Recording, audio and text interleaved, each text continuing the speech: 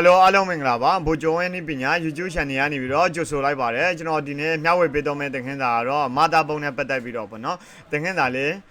သင်ပေးတော့မှာဖြစ်ပါတယ်နော်ဒီသင်ခန်းစာကိုမစတင်ခင်မှာကျွန်တော်ရဲ့ဗိုလ်ချုပ်ဝင်းဤပညာ YouTube channel ကို subscribe မလုပ်ရသေးဘူးဆိုရင် subscribe လေးလုပ်တော့ပေးဖို့တောင်းဆိုပါတယ်ကဲဒါဆိုရင်တော့ကျွန်တော်တို့ရဲ့သင်ခန်းစာကိုစတင်မှာဖြစ်တဲ့အတွက်ပေါ့နော်ကျွန်တော်ရဲ့အတူ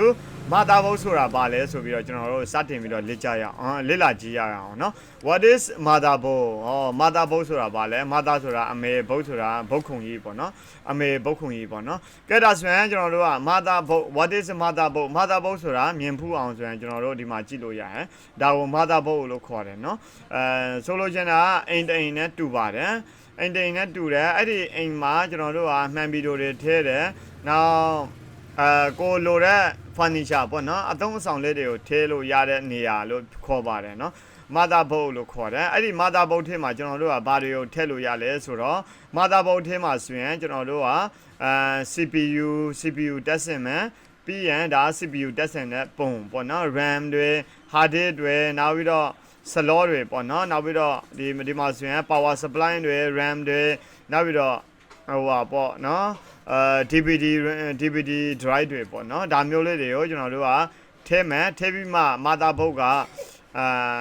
အလုပ်လုပ်တာဖြစ်ပါတယ်เนาะဒါတွေအကုန်လုံးထည့်ပေးရတယ်အဲ့ခါမှာကွန်ပျူတာရဲ့စက်ကနေပြီးတော့ပွင့်တာဖြစ်ပါတယ်အဲ့ခါမှာကျွန်တော်တို့သုံးချင်တဲ့ program လေးတွေကိုတခါ software ဘိုင်းမှာနေပြီးတော့ကျွန်တော်တို့ကinstall လုပ်ပေးရတယ်ပေါ့နော်ပထမဆုံးက hardware ကို install လုပ်ပေးရတယ် hardware ထဲမှာ install လုပ်လို့စုံသွားပြီဆိုရင်တော့ကွန်ပျူတာစက်က run လာတဲ့အခါမှာကျတော့ software ကိုတခါပြန်ပြီးတော့ install လုပ်ပေးရမှာဖြစ်ပါတယ်အဲ့နေရာမှာကျွန်တော်က what is motherboard လဲ motherboard ဆိုတာဘာလဲပေါ့နော်အသေးစိတ်ရှင်းပြမယ်motherboard ဒီ main board mobile main board MODB base board backplane board system board planner board သို့မဟုတ် main circuit board ဟူလေလူသိများသောကွန်ပျူတာတစ်လုံးအေးပင်မပုံနှင့်အခြားအခြေခံအုံမြင့်ဖြစ်သည်လဲ Apple ကွန်ပျူတာများတွင်၎င်းကိုlogic board ဟူလေခေါ်ရပါတယ်လဲ motherboard is the primary board foundation of a computer that is also known as main board and board လို့ခေါ်ရတယ် mobile လို့ခေါ်တယ် main board လို့ခေါ်တယ်MODB လို့လည်းခေါ်တယ် base board လို့လည်းခေါ်တယ် backplane board လို့လည်းခေါ်တယ် system board လို့လည်းခေါ်တယ် planner board လို့လည်းခေါ်တယ် main circuit board လို့လည်းခေါ်တယ် on Apple computer များမှာဆိုရင် it is called logic board လို့လည်းခေါ်တယ်လေဒါကြတော့ဒါ Windows နဲ့ Apple နဲ့ပေါ့နော်ဒါ Apple computer မှာဆိုရင် logic board လို့ခေါ်မယ်နော်ကျွန်တော်တို့Windows မှာဆိုရင်တော့system board လို့လည်းခေါ်တာပေါ့နော် system board လို့လည်းခေါ်တယ်motherboard လို့လည်းခေါ်တယ်ဒီမှာကျွန်တော်စာနဲ့ရေးပြထားပါတယ်အသေးစိတ်လေ့လာကြည့်ဖို့လိုပါတယ်နောက်ထပ် slide 2ကိုဝင်ပါမယ် slide 2မှာwhat is a motherboard ကဘာလဲဆိုပြီးတော့ကျွန်တော်ဆက်ပြီးတော့ရှင်းပြမယ်ပေါ့နော်the CPU memory RAM expansion slot RAM USB ports and PCI slots are attached to the motherboard in the computer လေကွန်ပျူတာမှာလေ motherboard ထဲကိုကျွန်တော်တို့ကနေပြီးတော့ PCI slot တွေ PCI slot ဆိုတာဒါတွေကိုပြောတာပေါ့နော် PCI slot တွေနောက်ပြီးတော့USB ports တွေ RAM တွေ slots တွေ expansion ပေါ့နော်တိုးရှစ်အပေါက်တွေပေါ့နော်နောက်ပြီးတော့ memory ရယ် CPU ရယ် hard disk ရယ် SSD ရယ်DVD drive ရယ်အစားရှိသည့်အပြင်ပေါ့နော် motherboard ထဲကိုကျွန်တော်တို့ကဒီလိုမျိုးတက်ဆန်ပေးရတယ်ဒါတက်ဆန်နေတဲ့ပုံဖြစ်ပါတယ်ဒါဆိုရင် CPU တက်ဆန်ပြီးသွားပြီပေါ့နော် CPU တက်ဆန်ပြီးရင်ကျွန်တော်က motherboard ထဲမှာဒီ motherboard ထဲမှာတခုချင်း RAM ဆိုရင် RAM ပေါ့နော်power supply ဆိုရယ် power supply နောက်ပြီးတော့ USB port တို့เนาะCPU တို့ RAM တို့ DVD drive တို့เนาะ hard disk တို့ SSD တို့အစားရှိတဲ့အပြင် motherboard မှာလာတက်ဆင်ပေးမယ်တက်ဆင်ပေးလို့အကုန်လုံးစုံသွားပြီဆိုရင်တော့ကွန်ပျူတာကိုစပြီးတော့ဖွင့်လို့ရပြီ run လို့ရပြီကွန်ပျူတာဆက်က run လာပြီဆိုရင်ကျွန်တော်တို့ကပထမဆုံးလိုအပ်တာက Windows ကွန်ပျူတာဆိုရင် Windows လိုအပ်တယ်ပေါ့နော် Windows ကလည်းမသုံးမဖြစ်ကွန်ပျူတာတစ်လုံးကိုစတင်ပြီးတော့ run ဖို့အတွက်ပေါ့နော် Windows ဆိုတာလိုအပ်တယ်ပေါ့နော် software လိုအပ်လာတယ်ပေါ့ဆိုလိုချင်တာ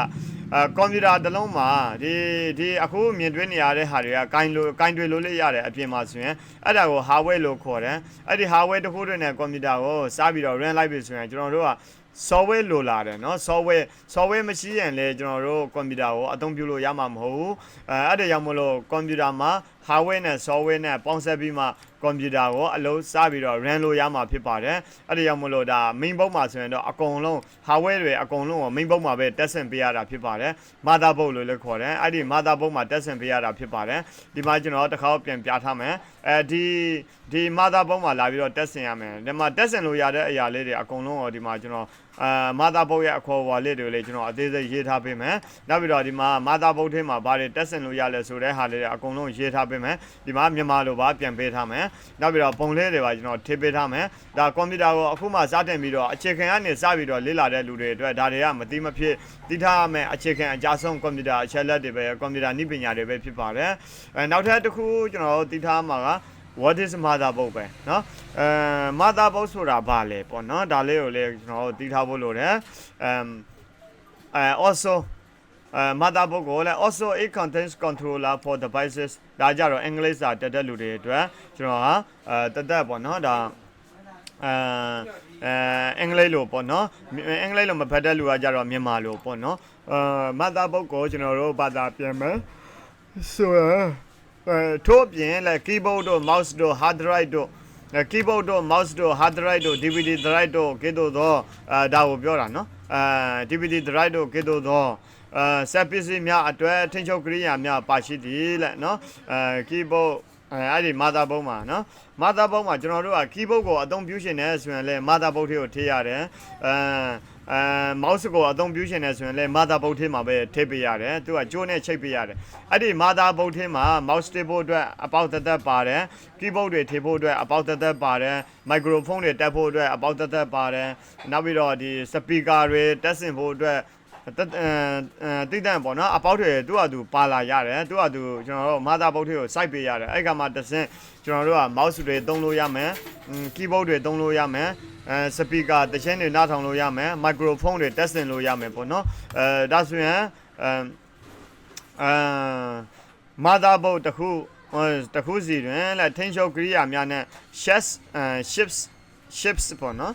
chips ကိုဒါကိုပြောတာပေါ့နော် chips များစူးစိထားသည့် chips ဆက်များရှိသည်လက် motherboard အသေးတိုင်းသည်၎င်းတို့တည်ထွင်သည့်အချိန်တွင် chips အသေးကိုအသုံးပြုရမှာဖြစ်ပါတယ်ဤ motherboard များသည်ရခိုင်မျိုးဆက်များနှင့်နှိုင်းယှဉ်ပါကပုံမြန်တော်တဲ့အဟောင်းအစိပ်ပိုင်းများသည်ရှိပဆက်အသေးများနဲ့အလုံးမလုံးတတ်ပါတဲ့အဟောင်းဆိုရင်အဟောင်းရှိပဆက်ပဲတုံးအသေးဆိုရင်အသေးရှိပဆက်တွေပဲတုံးရမှာဖြစ်ပါတယ်တဲ့နော်ဒါဆိုရင် motherboard နဲ့ပတ်သက်ပြီးတော့အနေချင်းလေးသိလောက်ပြီးတော့ထင်ပါတယ်နောက်ထပ်တစ်ခုကကြတော့အသေးစိတ်ပေါ့နော် motherboard ထဲမှာဘာတွေပါမလဲဆိုတော့ motherboard ထဲမှာတက်ဆင်လို့ရတဲ့ဟာအကုန်လုံးဒီမှာရေးထားတယ် heat sink ဆိုတာအပူစုပ်ကိရိယာပေါ့နော် parallel port ပါမယ် back pin connectors ပါမယ်နောက်ပြီးတော့ capacitor ပါမယ်north bridge ပါမယ် south bridge ပါမယ် jumper တွေပါမယ် integrated circuit ပါမယ် PCI slot ပါမယ် 4 pin power connector ပါမယ် inverter CPU socket 3 pin case fan connectors screw hole တွေပါမယ် RAID ပါမယ်နောက် system panel connector ပါမယ် serial port connector ပါမယ် USB header ပါမယ် 1394 header ပါမယ် SPDIF ပါမယ် memory slot တွေပါမယ် serial ADL connection လေးတွေပါမယ် super input output လေးတွေပါမယ် floppy connection ပါမယ် IDE ADE disk drive main connection လေးတွေပါမယ်ဒါကကြတော့ motherboard မှာပါဝင်တဲ့ဟာတွေပေါ့နော်အဲ့ဒီမှာပါတဲ့နေရာတွေမှာသူအလိုက်ပေါ့နော် heat sink ဆိုရင် heat sink အလိုက်ကိုကျွန်တော်တို့က heat sink တွေတက်ဆင်ပေးရတယ် parallel port မှာ parallel port နဲ့တက်ဆင်တဲ့အရာလေးတွေတက်ဆင်ပေးရတယ်ပေါ့နော် jumper ဆိုရင် jumper အစားရှိတရားပြန်ဒါကကြတော့ဒီ motherboard မှာပါဝင်တဲ့အရာလေးတွေကိုကျွန်တော်တို့ကနေပြီးတော့စူးစီးထားခြင်းသာဖြစ်ပါတယ်ဒါဆိုရင် motherboard ဆိုတာဘာလဲ motherboard ထဲမှာပါတယ်တက်ဆင်ရလဲ motherboard မှာ hardware ပစ္စည်းတွေတက်ဆင်ပြီးလို့ရှိရင် motherboard set ကို run ဖို့အတွက်က window တင်ပေးရတယ်ပေါ့နော်ဒါဆိုရင် computer window တင်လိုက်ပြီဆိုတာနဲ့ computer အလုံးစလုပ်ပြီပေါ့နော်ဒါဆိုရင် hardware တစ်ခုတည်းအလုံးမလုပ်ပေးနဲ့ကျွန်တော်တို့ hardware computer အကုန်လုံးစုံသွားရဆိုရင်တော့ software ဆိုတဲ့ဒီ window software ပေါ့နော် system software လို့ခေါ်တယ်အဲ့ system software ကိုကျွန်တော်တို့ကတက်ဆင်ပေးမှသာလျှင် computer စတင်ပြီးတော့ run တာဖြစ်ပါတယ်ဒါဆိုရင် computer ကိုအလုံးလောက်ခိုင်းဖို့အတွက်သူသက်ဆိုင်ရာ application လေးတွေထ ထပ်ပြီးတော့တွန်းပေးရပါတယ်ဆိုလို့ရှင်တာကျွန်တော်တို့တွေ hardware ဘိုင်းအကုန်လုံးစုံတော့ရည်ဆိုရင်တော့ဒီ software တွေပေါ့နော်ကျွန်တော်တို့ကနေပြီးတော့ဆိုရပါတော့ Photoshop ဓာတ်ပုံ line ပြင်ခြင်းဓာတ်ပုံ line မဲ့လူကြတော့ Photoshop ကို install လုပ်ပေးရမယ်video edit လုပ်မဲ့လူကြတော့ဒီ Premiere ကို install လုပ်ပေးရမယ်နောက်ပြီးတော့ဒီကြော်ညာ logger တွေမှာဝင်ချင်တဲ့လူတွေကြတော့ After Effects ကို software ကိုinstall လုပ်ပေးရမယ်နောက်ပြီးတော့ Adobe Media Encoder တို့เนาะDaVinci Resolve video editing software တို့ Viber သုံးချင်တယ်ဆိုရင် Viber software တို့နောက် Microsoft သုံးမယ်ဆိုရင် Microsoft software တို့เนาะ Access သုံးမယ်ဆိုရင် Access software တို့ PowerPoint သုံးမယ်ဆိုရင် PowerPoint software တို့အစားရှိတဲ့အပြင် Page Maker အစားရှိတဲ့အပြင် software တော့သူနဲ့သက်ဆိုင်ရာ software လေးတွေကို install လုပ်ပေးလိုက်ပြီးဆိုတာနဲ့ကျွန်တော်တို့ကဒီလိုမျိုးအခုမြင်တွေ့နေရတဲ့ computer လေးတစ်လုံးကရလာမှာဖြစ်ပါတယ်အားလုံးပဲကျေးဇူးတင်ပါတယ်ဒါဆိုရင် computer တစ်လုံးမှာအဓိကအရေးကြီးတဲ့ စိတ်ပိုင်းလေးတွေက motherboard ဖြစ်ပါတယ်အဲ့ဒီ motherboard မှာကျွန်တော်အခုနရှင်းပြတော့တဲ့အတိုင်း software အရင်ဆုံး hardware တွေစုံအောင်တက်မယ်ဒီ motherboard တွေကိုထည့်မယ်ထည့်ပြီးရင်အကုန်လုံးစုံပြီးဆိုရင်တော့ Windows software ပေါ့နော် system software လို့ခေါ်တဲ့ Windows ဆိုတဲ့software ကို install လုပ်ပေးရမယ်Windows တက်လာပြီဆိုရင်တော့သူသက်ဆိုင်ရာ application လို့ခေါ်တဲ့ software လေးတွေပေါ့နော်ဒါ application software တွေဖြစ်ပါတယ်အသုံးပြုတဲ့ software လေးတွေဖြစ်ပါတယ်အဲ့ဒီ software လေးတွေကို install လုပ်လိုက်တာနဲ့ computer ကအလုပ်စတင်ပြီးတော့run လို့ရပြီဖြစ်ပါတယ်အားလုံးပဲကျေးဇူးတင်ပါတယ်နောက်ထပ်ဗီဒီယိုသင်ခန်းစာဖိုင်ကိုမစတင်ခင်မှာဒီ